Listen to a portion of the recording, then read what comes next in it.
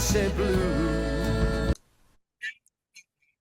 Hello there, I'm Jonathan and this is Gary, and we are Chelsea Blue Review, and we're going to be talking about the pathetic 2-1 loss to Sunderland at the weekend. We'll also discuss what squad Xabi Alonso will have, who we would like to get rid of, who should stay. But before we do that, Gary, you have some breaking news. Yes, I do. Reports just coming in that Deco, our older player, who's now the sporting director at Barcelona. He was a decent player, wasn't he? Very good player, absolutely. Very good. But he's sporting director and runs a lot of their transfers out of Barcelona. Has apparently been into London to see Chelsea or links associates, whatever that may mean, about João Pedro going to Barcelona, and has now left London. And the only part of that story is that Chelsea do not want to sell João Pedro. Well, he's under contract, of course. He's only been with us a year, so he's probably on an 8-year contract as well.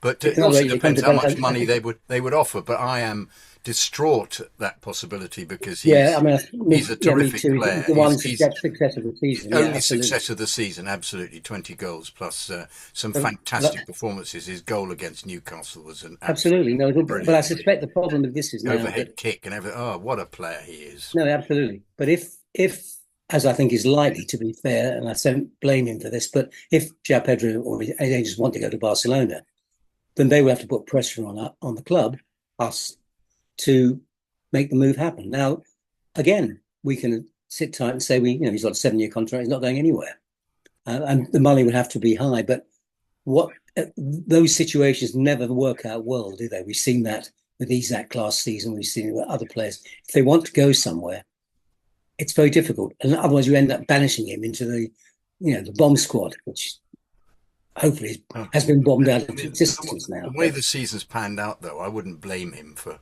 No, absolutely not. I wouldn't. No. This is because obviously Alonso's got such a dreadful task in front of him.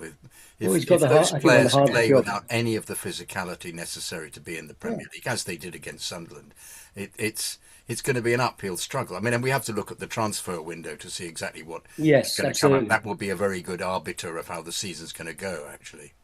Yeah, exactly. I mean, just as we have to, talking about Sunderland as briefly as possible, I think it was pathetic is a great word. Yes, you're absolutely right. But it was deja vu. It's the same all season.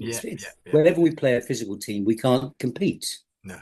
And of course, they smelt danger from the beginning and went at us, which is the easiest way to play Chelsea.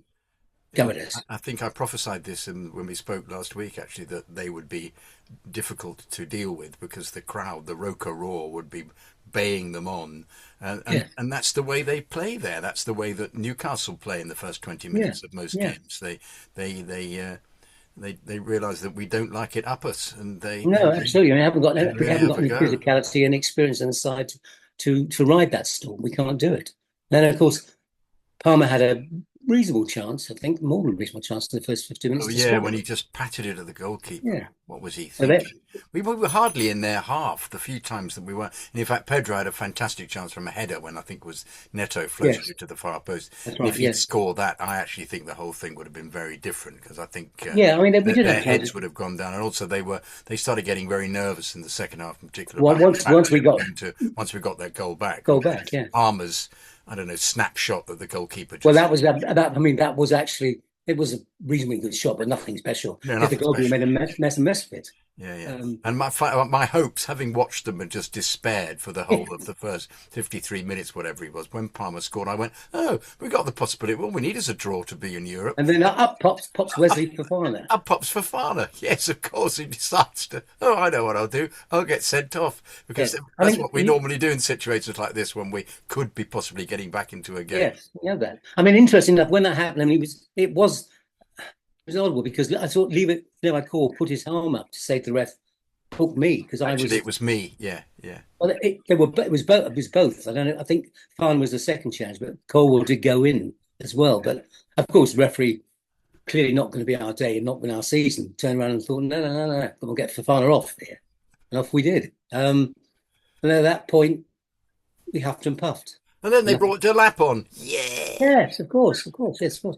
But I I thought think, we played a bit better once James came on and once Gusto went off. well, that tells you, yes. Because I mean, also, Acheampong then showed that he's quite a decent player, and James, should be playing from the start and everything. I mean, I'm intrigued as to see how Alonso will Alonso deal deals with James, whether the medical department have the same hold over the whole team. Mind you, they'll only be playing week to week because I there's was going to say there's European not football. actually an issue this season because No, it's one game a week. It'd be intriguing to see what Tuchel does with Yes.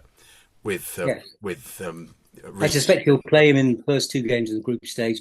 If we're in a good position for resting him in the third game, he'll rest him.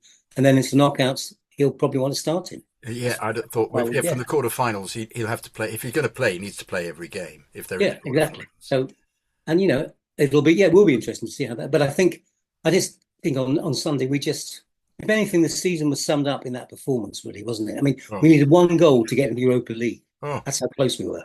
Yeah. And then you think about it, we've got out of last 9 games, we got 4 points, and we still nearly made the Europa League. Says you how bad the rest of the teams around us were, really. Absolutely. Well, let's see. Let's talk about the players. Who would you have? Who would you keep? Who will I keep?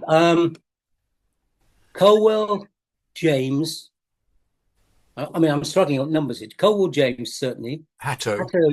Yes, I think Hatto deserves another Palmer. shot. Well, I'm going to be quite controversial. Let me get the midfield. I love the doubt here. Yes, tell me.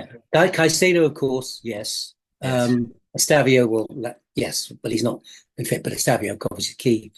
Now we get to the midfield. Enzo, I think will go. I don't think that's. I agree. Will Cucurella go? Cucurella, well, I think that's 50-50. I would keep him if he's got the right attitude to stay. I would keep him too. Yeah. How about the goalkeeper Sanchez? Would you keep? No, I would keep. Well, Sanchez you could keep as a number 2. Keep a number 2. Jorgensen go, obviously. So, now the forward line. Okay, no, hang on. Let's carry on. Chalobah, keep. Oh, Chalobah. Well, if we can bring in a proper experienced centre back, then it's going to be, of the centre backs we've got, Chalobah, I think probably go, because I think we've got to get somebody better. Would you keep Fofana? Actually, I would think if I'm choosing between Chalobah and Fofana, I'd keep Chalobah and let Fofana go. Right. Actually. Tosin? Go. Disasi. Jackson coming back. Well, Jackson coming back, I mean, the story is he wants to be insisting he's going to have a starting place. So on that basis, no. Yes, exactly. Yes. If he wants to come back and be as possible starter in some games on the bench, probably yes, because he's Garnacho. Gone. I'll drive him to the airport. Very, very much. Sort of, Delap. I'll get him. Let him walk back to Ipswich. But gone. But there's a small part of me that thinks I would loan him out. Actually, loan him out somewhere. See if he scores some goals. Because he can't be as bad as we've There's seen. no resemblance to the player who played for Ipswich or the player who played in the World Cup. None. Put him out to if it's a Premier League team, and there will be one who wants him on loan. See if he scores some goals. I mean, that would be my view. Otherwise, sell him, of course, because there's no. Gui. Gone and forgotten. Off. Gone. Gittins. How about Gittins? Well, Gittins, I think, unfortunately, will have to stay because he hasn't played enough games and nobody want him. Not out of choice. And Lavia's the same.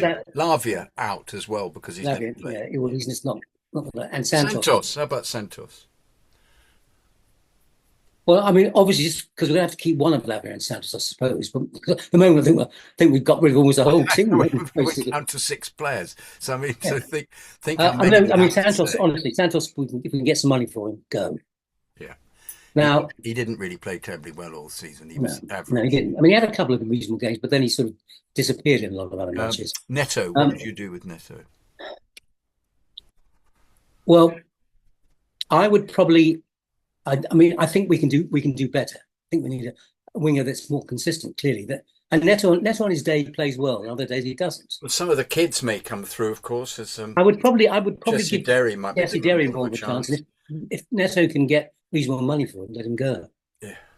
So that's. But I think this whole transfer window is going to be terribly important for the club. I think if he comes in with with some interesting. It depends. Yeah. The problem is he's going to get hold of some Also, who we can more acquire. experienced players to play.